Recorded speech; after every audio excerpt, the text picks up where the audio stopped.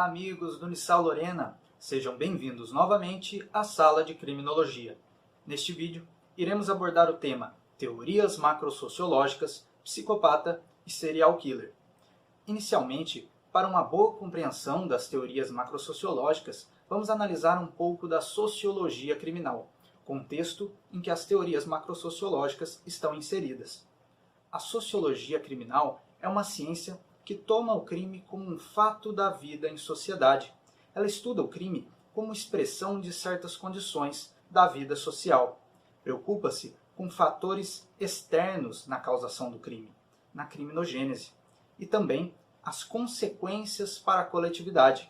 É importante ressaltar também que o próprio Lombroso, no fim de seus estudos, percebeu que também fatores sociológicos contribuíam na causa do crime. Isso foi o que Lombroso percebeu. A sociologia criminal enfatiza muito mais esta questão relacionada a questões sociais estarem influenciando na causa do crime, na criminogênese. Vamos analisar agora três grandes autores da sociologia criminal. Vamos ver no slide? Alexandre Lacassagne, autor da célebre frase "A sociedade tem os criminosos que merecem", fundador da escola francesa de Lyon e principal opositor à escola italiana de Lombroso. A escola de Lyon é um outro exemplo de escola penal que defende que o criminoso apresenta uma predisposição para a prática do crime, que permanece latente e eclode a partir da interação com o meio social, com a sociedade. Outro autor de destaque é Durkheim, que considerava o crime como um fenômeno normal na sociedade, desde que observado o limite estabelecido para cada tipo social. Temos também Jean-Gabriel Detarde, que confere importância aos condicionamentos sociais e à imitação, em questões relacionadas à aprendizagem do delito, que se transmitiria por gerações. Agora que já analisamos de forma rápida a sociologia criminal, vamos analisar agora o próximo tópico do vídeo de hoje, as teorias macrosociológicas. As teorias macrosociológicas estudam o crime como um fenômeno social. Elas são divididas em teorias do consenso e teorias do conflito.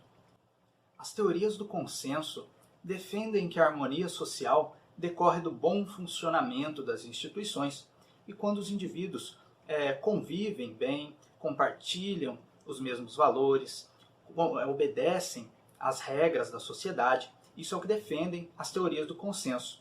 Já as teorias do conflito defendem que a sociedade tem harmonia não em decorrência da voluntariedade dos agentes, não em decorrência dos agentes compartilharem os mesmos valores. As teorias do conflito defendem que a harmonia social decorre da força e da coerção. Existe sempre uma relação de dominantes e dominados, pessoas que dominam e pessoas que são dominadas. Entenderemos melhor com os exemplos passados mais à frente. Vamos analisar agora quais são estes exemplos. As teorias do consenso têm como exemplos a Escola de Chicago, a teoria da associação diferencial, a teoria da anomia e da subcultura delinquente. Temos aqui também alguns exemplos citados por Oliveira de teorias do conflito. Temos a teoria crítica ou radical e a teoria do etiquetamento, da rotulação social ou do labeling approach. A primeira teoria que vamos analisar no vídeo de hoje é a teoria da Escola de Chicago. A teoria da Escola de Chicago é uma teoria do consenso. Ela parte de uma ideia de que a arquitetura da cidade, fatores relacionados à urbanização, à formação da cidade, influenciam na causa do crime. Vamos ver no slide? Aliado ao crescimento desordenado da cidade de Chicago, que se expandiu do centro para a periferia, foi observado que inúmeros e graves problemas sociais, econômicos e culturais criaram um ambiente favorável à instalação da criminalidade, ainda mais pela ausência de mecanismos de controle social, conforme Gonzaga. Outro ponto importante relacionado também à Escola de Chicago são os inquéritos sociais. Foram realizadas enquetes sociais para mapeamento da criminalidade. A teoria da Escola de Chicago possui algumas teorias derivadas que tratam de questões relacionadas à urbanização. São exemplos. a teoria ecológica, a teoria espacial, teoria das janelas quebradas, dentre outras. A próxima teoria que iremos analisar é a teoria ecológica. A teoria ecológica defende que, em decorrência da urbanização, em decorrência da grande expansão das cidades, acaba acontecendo uma desorganização social. Essa desorganização social é o motivo pelo qual os crimes acontecem. Vamos ver no slide? Essa teoria, então, atribui o incremento da criminalidade nas grandes cidades à debilidade do controle social informal, à desordem e à falta de integração e sentimento de solidariedade entre seus membros, segundo Oliveira. Essa questão relacionada ao controle social informal será vista posteriormente em um próximo vídeo, mas de início é importante ressaltar esta questão da desorganização social estar relacionada com a falta de solidariedade nos grandes núcleos urbanos. Vamos para a próxima teoria do vídeo de hoje? A próxima teoria do vídeo de hoje é a teoria das zonas concêntricas. Vamos ver. Conforme Calhau, para a teoria das zonas concêntricas de Ernest Burns, as cidades não crescem em seus limites, mas tendem a se expandir a partir do centro e de formas concêntricas, o que ele chamou de zonas. Aqui, trouxe uma perspectiva de Gonzaga a respeito das teorias das zonas concêntricas. Temos aqui o centro cívico. O centro cívico é formado pela prefeitura, polícia, poder judiciário, dentre outros, com toda a proteção estatal tradicional.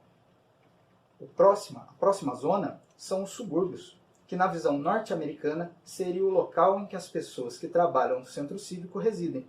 Nesse local, conforme Gonzaga, o índice de criminalidade é diferente de zero, mas nada tão expressivo quanto o próximo círculo, que são os guetos, também denominados como periferia, aqui no Brasil, ou favelas, em que a presença estatal é inexistente e por esse motivo os crimes são praticados de forma livre e sem repressão policial. Dessa ideia de periferia surge a ideia de marginais, fazendo uma alusão à questão das pessoas que estão às margens da sociedade. Vamos às próximas teorias do vídeo de hoje. A teoria da associação diferencial e a teoria da identificação diferencial. A teoria da associação diferencial informa que o crime é cometido porque o delinquente aprende a cometer o delito. O delito é aprendido, isto é, num processo de comunicação com outras pessoas, recebendo mais informações favoráveis à prática do delito, aquela pessoa acaba cometendo o crime. Vamos ver o que diz o slide? Conforme Cabet, segundo essa construção teórica, a criminalidade, a exemplo de qualquer outro modelo de comportamento humano, é aprendida, conforme as convivências específicas às quais o sujeito se expõe em seu ambiente social e profissional. Dessa forma, tal teoria teria a vantagem de poder explicar a criminalidade, tanto das classes baixas quanto das classes altas. Como decorrência dessa visão, Sutherland concebeu a expressão white collar crime, que são os crimes de colarinho branco. Vamos ver agora a teoria da identificação diferencial. Vamos ver? Conforme a teoria da identificação diferencial, as questões relacionadas à influência dos meios de comunicação geram a criminalidade. Os meios de comunicação, mídia, filmes, num contexto mais moderno, jogos, todo esse tipo de aparato relacionado à mídia acaba influenciando no crime, acaba influenciando na gênese do crime. Então essa teoria acaba criticando a exibição de filmes que protagonizam criminosos, que tratam estes criminosos como heróis, justiceiros, etc. Vamos agora para a próxima teoria do vídeo de hoje. A próxima teoria do vídeo de hoje é a subcultura delinquente. Vamos ver? A teoria da subcultura delinquente traz uma ideia de que determinados subgrupos sociais tem seus próprios sentimentos e valores. Estes sentimentos e valores são contra o que é considerado politicamente correto. É contra, inclusive, as normas sociais, as normas previstas em legislações, e, em decorrência disso, acabam acontecendo os crimes. Ou seja, a conduta delitiva é produto destes subgrupos. Existe uma sociedade dominante e existe um subgrupo, uma subcultura que tem seus próprios sentimentos e valores e acaba cometendo crimes. Conforme Cabet, para a teoria das subculturas criminais, o sujeito aprenderia o crime de acordo com sua convivência em certos ambientes, assumindo as características de determinados grupos aos quais estaria preso por uma aproximação, observem bem, voluntária, ocasional ou coercitiva. Gonzaga cita como exemplos de subgrupos as gangues e a máfia. Muito interessante, né? A próxima teoria que temos aqui também é a teoria da anomia. A anomia é uma situação em que falta coesão e ordem em determinada região, principalmente relacionado a normas e valores. É como se nessa região não houvesse normas. É como se nessa região não houvesse valores, porque falta coesão e ordem. São exemplos a situação de caos anômico no Haiti e o furacão Katrina em Nova Orleans, nos Estados Unidos. Vamos ver no slide? Em Nova Orleans, após a passagem do furacão Katrina, assistiu-se a um estado calamitoso de crimes naquela cidade, como se lá não houvesse nenhuma norma. Aqui vem o nome anomia, como se lá não houvesse nenhuma norma, conforme Penteado Filho. A próxima teoria do vídeo de hoje é a teoria da neutralização. É uma situação em que os delinquentes tentam justificar as suas condutas. Vamos ver o que diz Cabet? Cabet, em citação a Alessandro Barata, descreve as seguintes técnicas de neutralização utilizadas pelos delinquentes. Exclusão da própria responsabilidade, na qual o infrator se enxerga como vítima das contingências, negação da ilicitude, o criminoso interpreta suas atuações apenas como proibidas, negação da vitimização, a vítima da ação delituosa é apontada pelo criminoso como merecedora do mal ou do prejuízo que lhe foi infligido, condenação dos que condenam, atribuem-se qualidades negativas às instâncias oficiais responsáveis pela repressão criminal. Temos também aqui o apelo às instâncias superiores, quando o criminoso faz uma sobrevalorização conferida a pequenos grupos marginais a que o desviado pertence. A próxima teoria do vídeo de hoje não é mais uma teoria do consenso, e sim uma teoria do conflito. Vamos entender essas teorias do conflito com estes exemplos? A primeira teoria é a teoria crítica. A teoria crítica atribui ao capitalismo a causa do crime. Vamos ver no slide? Essa teoria atribui ao capitalismo a causa do crime e afirma ainda, conforme Penteado Filho, que as condutas delitivas dos menos favorecidos são as efetivamente perseguidas, ao contrário do que acontece com a criminalidade dos poderosos. Esta teoria é criticada por não explicar as causas do crime em países socialistas. Agora, a próxima teoria do vídeo de hoje, do conflito, é a teoria do Labeling Approach. Vamos ver? Segundo o professor Eduardo Cabet, para os teóricos do Labeling Approach, um fato só é considerado criminoso a partir do momento em que adquire esse status por meio de uma norma criada. O criminoso, para esta teoria, é rotulado pela sociedade. É a sociedade que rotula ele como criminoso. Vamos ver mais algumas informações interessantes sobre o Labeling Approach, conforme o professor Eduardo Cabet? Vamos ver. As instituições carcerárias ou penitenciárias, ao contrário de recuperar, somente produziriam um reforço da identidade desviante do detento, proporcionando seu ingresso em uma verdadeira e própria carreira criminosa. Cabet ainda fala sobre o sistema penal em um sentido amplo para esta teoria, ser visto como um criador e reprodutor da violência e da criminalidade. Agora, saindo deste contexto das teorias do consenso e do conflito, mas ainda nesta questão relacionada às teorias macrosociológicas, vamos analisar algumas teorias do neorretribucionismo, conforme Penteado Filho. Vamos ver? A primeira teoria é a teoria das janelas quebradas.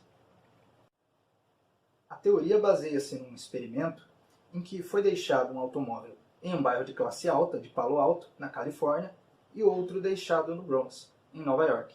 No Bronx, o veículo foi depenado em 30 minutos, conforme Penteado Filho. Já em Palo Alto, bairro de classe mais alta, o carro permaneceu intacto por uma semana.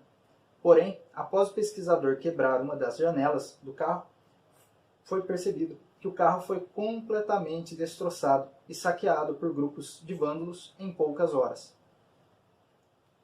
A conclusão desta teoria é que a ausência do Estado reflete na causa do crime. A ausência do Estado acaba gerando a criminalidade. Vamos ver? A ausência de cuidado acarreta o rompimento dos controles da comunidade, tornando a área vulnerável à invasão criminal, por acreditarem os delinquentes serem reduzidas as chances de serem presos ou identificados em tais circunstâncias, conforme Oliveira. A próxima teoria do vídeo de hoje é a política de tolerância zero.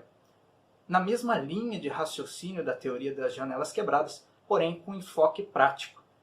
Para a política de tolerância zero, os delitos pequenos devem ser punidos, para que assim não acabem se transformando em delitos maiores, delitos mais graves. Vamos ver? A ideia era de que se os crimes mais simples fossem punidos, a sociedade estaria ciente de que o Estado está presente e vai punir qualquer conduta praticada às margens da lei, segundo Gonzaga. Temos aqui ainda uma observação que em Nova York, após a aplicação da política de tolerância zero, os índices de criminalidade caíram 57% em geral e os casos de homicídio caíram 65%, o que é, no mínimo, elogiável, conforme Penteado Filho. O próximo tópico do vídeo de hoje é o movimento de lei e ordem, ou Law and Order. O movimento de lei e ordem defende a ideia de que devem ser criadas mais normas incriminadoras e estas normas incriminadoras devem ser mais rigorosas. A sanção penal deve ser mais rigorosa. Vamos ver? Em síntese, conforme Viana, os problemas derivados da criminalidade devem ser combatidos com a expansão do direito penal e processual penal, seja no endurecimento das sanções, como já vimos anteriormente, seja pela criação de novos tipos penais, seja pela redução de garantias processuais. Agora, dando seguimento para que adentremos no tópico do psicopata e serial killer, vamos ver um pouco sobre a biologia criminal.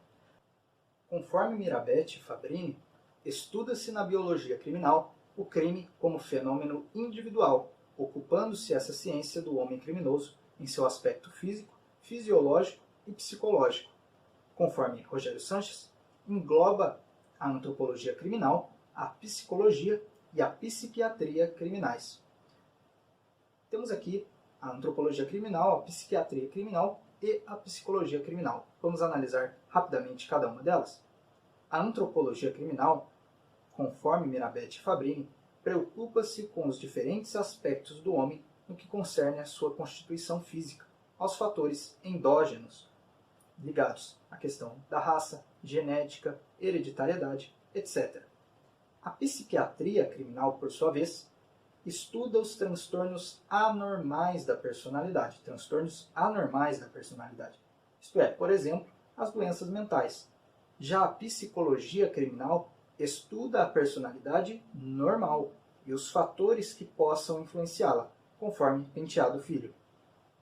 Ainda, conforme Mirabete e Fabrini, é extremamente útil o estudo da psicologia criminal, na prevenção do crime e na disciplina dos institutos da liberdade condicional, da prisão aberta e das penas alternativas. Temas relevantes relacionados à psicologia criminal, como exemplo, é o tema serial killers e a abulomania, que é decorrente da bulia, um distúrbio psicológico em que o indivíduo não possui vontade própria e sempre faz aquilo que o outro determina, cometendo crime por interferência alheia.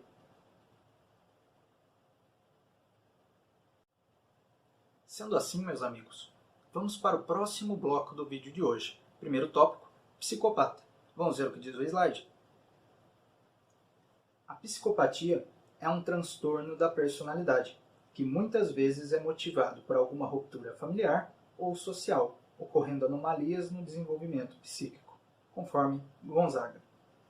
Os transtornos de personalidade não são tecnicamente doenças, mas anomalias no desenvolvimento psíquico, sendo consideradas em psiquiatria criminal perturbações da saúde mental, conforme Penteado Filho. No plano policial forense, segundo Gonzaga, os transtornos de personalidade revelam-se de extrema importância pelo fato de seus portadores, especificamente os antissociais, muitas vezes se envolverem em atos criminosos. Segundo Penteado Filho, quando o grau de insensibilidade se apresenta extremado, levando o indivíduo a uma acentuada indiferença afetiva, este pode assumir um comportamento delituoso recorrente e o diagnóstico é de psicopatia. Vamos analisar agora algumas características dos psicopatas. Vamos ver? Conforme Gonzaga, os psicopatas apresentam as seguintes características: egoísmo, manipulação inata, narcisismo, egocentrismo, inteligência, loquacidade, dentre outras.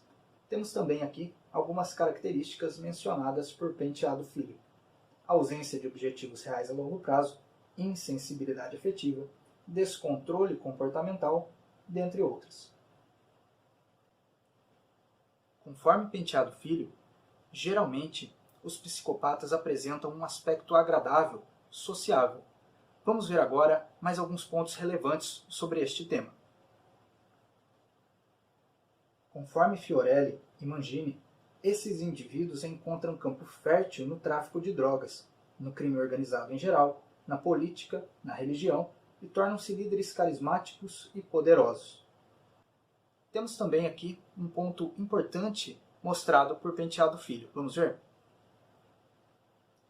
Ressalta-se que ao profissional do direito, delegado de polícia, advogado, promotor de justiça, juiz, não cabe fazer um diagnóstico, missão precípua dos profissionais da área da saúde. No entanto, é imperioso conhecer os sinais na medida em que sugerem medidas preventivas e profiláticas, que podem e devem ser tomadas. Conforme Penteado Filho, o tema relacionado à psicopatia também é muito importante para que possa ser analisado a questão da reincidência criminal. Vamos ver? A reincidência criminal dos psicopatas é cerca de 3 vezes maior que em outros criminosos. Para crimes violentos, a taxa dos psicopatas é 4 vezes maior que a dos não psicopatas, segundo Penteado Filho. Penteado Filho, aqui acima, também ressalta que é de grande importância também o reconhecimento deste tema em relação à reabilitação social e à concessão de benefícios penitenciários. Como podemos ver, conforme Gonzaga, deve ser ressaltado que não se trata de uma doença, ou seja, por si só não gera a imputação de uma medida de segurança. Ainda dentro deste bloco, vamos analisar o tópico serial killer. Vamos ver? Conforme Penteado Filho, do ponto de vista criminológico, quando um assassino reincide em seus crimes, no mínimo em 3 ocasiões e com certo intervalo de tempo entre cada um e em locais distintos, é conhecido como assassino em série.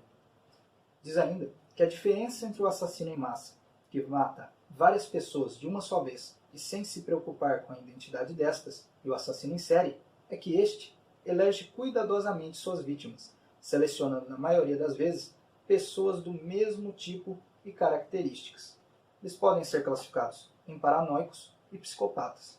Os paranoicos atuam em consequência de delírios paranoides, alucinações que induzem ao assassinato, por exemplo. Temos também os psicopatas. O tipo psicopata é extremamente inteligente, sedutor e dissimulado, conforme Gonzaga, conseguindo sempre enganar as suas vítimas e atraí-las para o seu mundo perigoso. Conforme Gonzaga ainda, ambas as espécies de assassinos em série possuem como ponto de análise algum trauma sofrido na infância ou na adolescência. Essas frustrações, conforme Penteado Filho, introduzem os assassinos em série no mundo imaginário, melhor que o real, onde eles revivem os abusos sofridos, identificando-se desta vez como o agressor. Temos ainda aqui que ressaltar que, em regra, os assassinos em série deixam uma assinatura no cadáver ou no local de crime, segundo Penteado Filho, e podem ser divididos em organizados ou desorganizados. Os organizados buscam a impunidade, preocupando-se com todos os detalhes do crime. Já os desorganizados não se preocupam com eventuais erros, são mais impulsivos e menos calculistas. Agora, temos algumas considerações importantes relacionadas à criminologia e à legislação criminal brasileira. Vamos ver? Lei dos Juizados Especiais Criminais e Labyrinth Approach.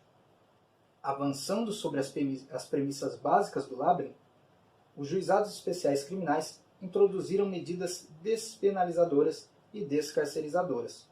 Temos também a Lei de Execução Penal, que, com base no Labyrinth Approach, instituiu vários artigos relacionados a este tema. Ou seja, os artigos aqui citados por Coelho e Mendonça são os artigos 40 a 43, por exemplo, que tratam dos direitos dos presos.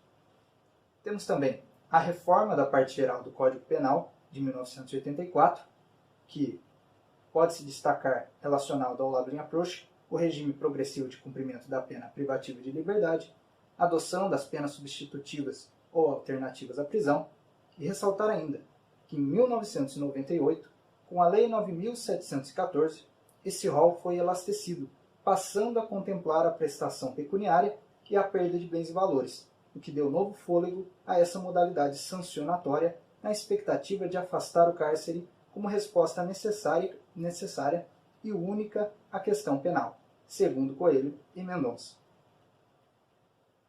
Ademais, conforme Carvalho e Maia, temos também a relação entre a teoria das janelas quebradas e a Lei Maria da Penha, haja vista o maior endurecimento ao tratamento dado aos agressores domésticos. Temos também a relação entre o movimento de lei e ordem e a lei dos crimes hediondos, conforme Oliveira. Podemos citar, por exemplo, a questão sobre ele ter recrudescido o regime de cumprimento da pena para os crimes nela etiquetados como hediondos, estabelecendo, por exemplo, o regime integralmente fechado. Cabe ressaltar aqui também que o STF foi considerado inconstitucional pelo STF por violação ao princípio constitucional da individualização da pena, conforme Oliveira. E temos também a aplicação da pena nos termos do artigo 59 do Código Penal, na qual, dentre outros fatores, a personalidade do agente é um objeto de análise pelo magistrado, um ponto muito importante de contribuição ao direito penal. Com isso, meus amigos, finalizamos o tema de hoje. Espero vocês no próximo vídeo da Sala de Criminologia. Forte abraço!